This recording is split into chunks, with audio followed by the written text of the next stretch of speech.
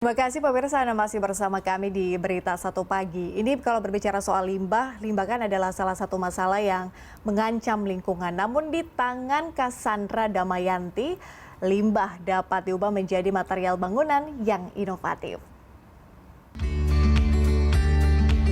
Rumah yang nyaman, aman, dan sehat adalah idaman bagi semua orang.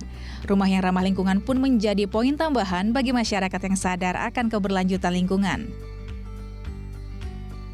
Inspirasi rumah sehat serta ramah lingkungan ini pun diusung Cassandra Damayanti untuk menciptakan rumah dengan konsep baru dan inovatif.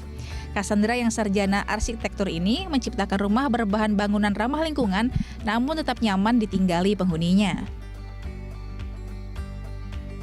Lewat Row House, Cassandra menjadi sosok di balik rumah mikro pertama di Indonesia yang menggunakan material daur ulang, yakni recycle styrofoam, untuk pengisi dinding, atap rumah maupun aksesoris dinding.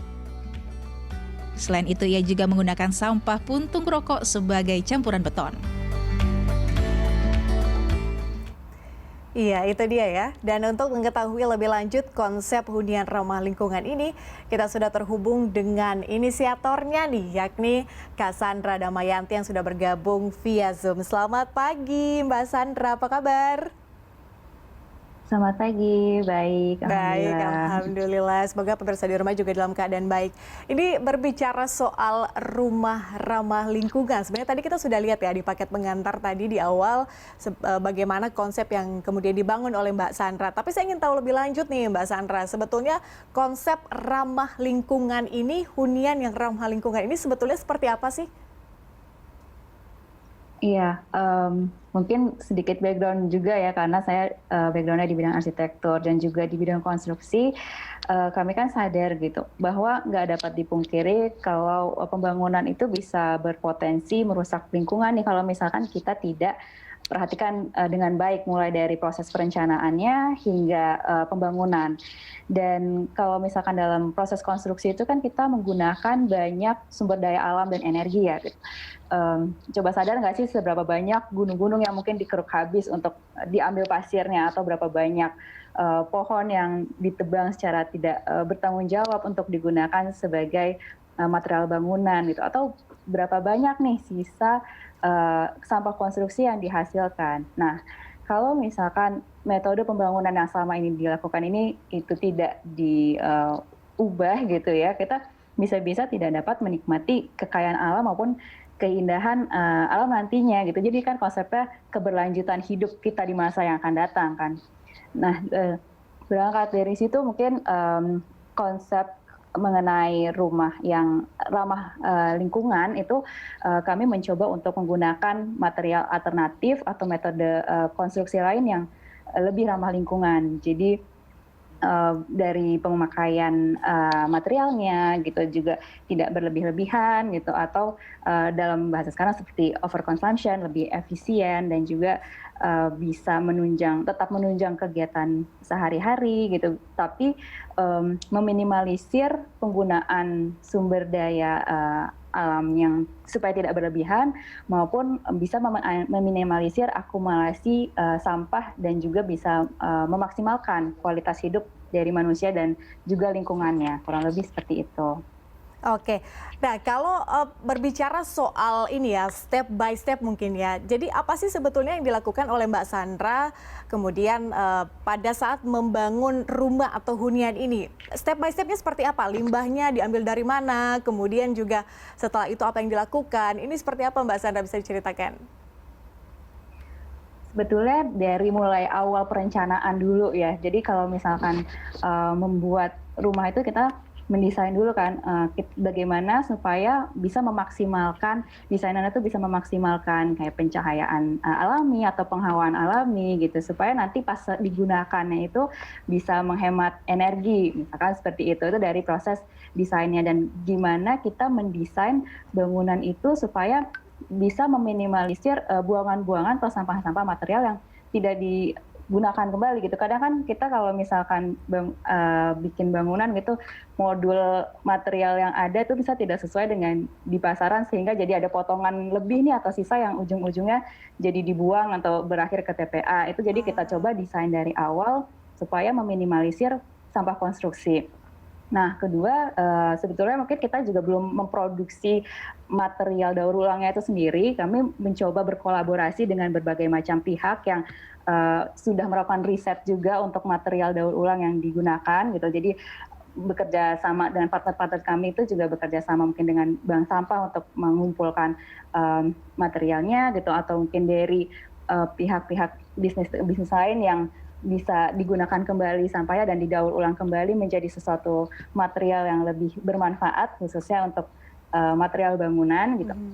Lalu kami riset untuk apakah material ini juga cocok untuk digunakan sebagai bangunan dan aman digunakan untuk rumah tinggal kayak gitu ya. Jadi setelah itu juga nggak hanya dari proses pembangunannya itu aja, kami juga mencoba mendesain supaya ketika bangunannya itu ditempati atau ditinggal itu tetap bisa memperhatikan aspek-aspek keberlanjutan lingkungan. Misalnya contohnya didesain supaya ada rainwater harvesting-nya nih, atau sistem air tada hujannya. Jadi ketika hujan gitu, siklus daur airnya itu tidak terbuang sia-sia, tapi bisa digunakan kembali oleh orang yang menempati rumah itu gitu.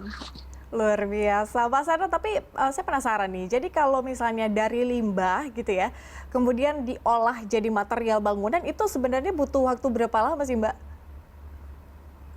Tergantung sih dari berbagai macam material ya, itu tergantung dari materialnya juga. Ada yang mungkin bisa prosesnya cepat, atau juga prosesnya juga mungkin bisa memakan waktu beberapa minggu gitu untuk membuat material dari yang sampah itu menjadi sesuatu yang lebih berguna gitu, material lain gitu. Nah, yang menjadi tantangan juga kan mungkin kalau di Indonesia kebanyakan sampah campur ya. Nah, itu yang jadi tricky karena prosesnya akan bisa memakan waktu yang lebih lama dan lebih sulit kalau sampahnya tuh tercampur gitu. Kalau misalkan sudah terpilah, prosesnya bisa lebih mudah dan lebih cepat juga. Kalau Mbak Sandra sendiri menggunakan limbah apa, Mbak? Kalau yang pertama yang sudah kami gunakan ini ada campuran dari namanya recycled polystyrene, expanded polystyrene. Jadi bahannya seperti styrofoam gitu. Dan juga ada dari sejenis plastik untuk panel dinding gitu, dan juga mungkin kayak untuk pengganti keramik atau tiles. Kemudian ada untuk di bagian atapnya, insulasi atap. Kami juga mencoba mengaplikasikan dari recycled denims atau kain. Itu juga kami nggak produksi sendiri, tapi banyak partner-partners atau kolaborator untuk membuat material ini. Jadi kita mengaplikasikan material tersebut. Kalau untuk luasan rumah Mbak Sandra, ini yang sedang dibangun atau mungkin yang sudah dibangun ya, ini berseberapa luas sih kemudian yang dibangun oleh Mbak Sandra ini, paling tidak untuk beberapa proyek yang sudah dikerjakan? Karena Rauhaus itu awalnya dari konsep rumah mikro gitu, mengusung konsep rumah mikro, kita mencoba dari luasan terkecil yang kebutuhan manusia, yaitu luasan minimumnya itu 3 kali 3 meter atau 9 meter persegi. Dan yang pertama kami buat itu ukurannya 9 meter persegi, tapi ada mezaninnya. Walaupun rumahnya kecil gitu, di rumah 3 kali 3 ini tuh udah bisa memenuhi semua kebutuhan sehari-hari, karena ada kamar mandinya, ada dapur, terus ada tempat tidur gitu. Dan walaupun rumahnya kecil gitu, jadi interiornya didesain sedemikian rupa supaya kompak dan tidak terasa sempit, masih nyaman untuk digunakan gitu. Nah, untuk bangunan lainnya mungkin ada yang sudah kami buat itu ukurannya 3 kali 6. Jadi memang kelipatannya sekarang kelipatan 3 meter sih untuk modulnya gitu. Ini juga karena fungsinya berbeda gitu. Jadi dia membutuhkan fungsi ruangan yang lebih luas lagi. Pada prinsipnya sih karena kita Rauhaus itu disesuaikan dengan kebutuhan penghuninya aja, butuhnya tuh ruangannya apa aja sih dan seberapa luas gitu. Karena kan kalau kami mengacu ke standar minimum untuk bangunan hunian gitu atau rumah layak tinggal seperti dari SNI atau dari standar kayak Kementerian PUPR pun, itu kan sebenarnya ada standarnya ya, minimal untuk luasan rumah huni bagi satu orang tuh misalkan hanya 9 meter persegi. Itu sih kita berangkatnya dari situ untuk luasan minimumnya. Tapi kalau bisa digambarkan Mbak Sandra, sebetulnya seberapa kuat ya, seberapa kokoh sih kalau menggunakan material berbahan dasar dari limbah begitu ya, kemudian diolah menjadi material bangunan. Ini bisa nggak digambarkan paling tidak seberapa kokoh, seberapa kuat? Karena Mbak Sandra tahu kan akhir-akhir ini juga kita lagi musim hujan mungkin ya, atau mungkin ada cuaca ekstrim begitu ya, yang kemudian bisa mungkin mempengaruhi material bangunan. Kalau contohnya juga ini karena Royal House karena baru perusahaan baru, rintisan baru juga, kita baru hampir 5 tahun, tapi selama 5 tahun ini prototipe kami juga alhamdulillah masih berdiri dengan kokoh gitu, dan juga nggak ada kebocoran atau gimana-gimana juga sih gitu. Makanya kan kami berusaha untuk menggunakan material yang tahan lama. Kayak misalkan pakai recycled styrofoam atau plastik gitu, karena kalau misalkan styrofoam atau plastik kan secara nature-nya, secara alaminya tidak dapat diurai selama 100 atau jutaan tahun lamanya gitu kan. Kalau misalkan berakhirnya di lingkungan kan itu memang menjadi masalah ya, menjadi masalah bagi lingkungan karena tidak dapat terurai. Tapi bayangin kalau misalkan material yang tidak dapat terurai ratusan atau jutaan tahun lamanya ini jadi material bangunan gitu. Jadi harapannya sih memang lebih tahan lama lagi gitu ya untuk material bangunannya. Dan sebetulnya kami juga dengan partner kami yang menggunakan dinding dari berbahan dasar campuran dari recycled styrofoam itu, sebenarnya styrofoam itu juga di bagian dalam, jadi bagian luarnya tetap seperti bangunan, looks-nya itu tetap terlihat seperti bangunan pada biasanya aja, karena di luarnya pakai semen lagi gitu dan beton, dan itu udah teruji ketahanan gempa juga sih untuk modul struktur seperti ini. Gitu. Oke, jadi sudah aman ya, kokoh ya, walaupun dibuat dengan material dasar itu berasal dari limbah. Mbak Sandra, terima kasih banyak, sayang sekali ya, waktu kita sangat-sangat terbatas pagi hari ini, tapi terima kasih sudah bergabung bersama kami di Berita Satu Pagi. Kita berjumpa di lain kesempatan, Mbak Sandra, salam sehat.